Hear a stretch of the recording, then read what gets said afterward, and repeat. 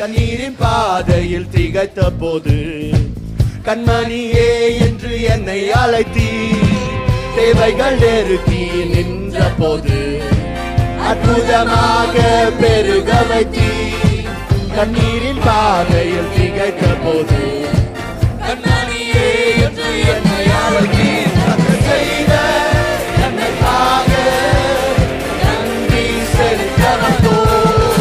நம்மை மறவா அவர் கிருபை என்னை துதிக்க வந்தோம். கர்த்தர் செய்த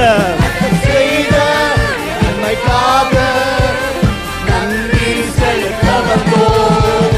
நம்மை மறவா அவர் கிருபை என்னை நன்றி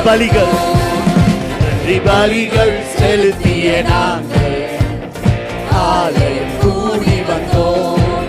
துதி பலிகள் செலுத்தி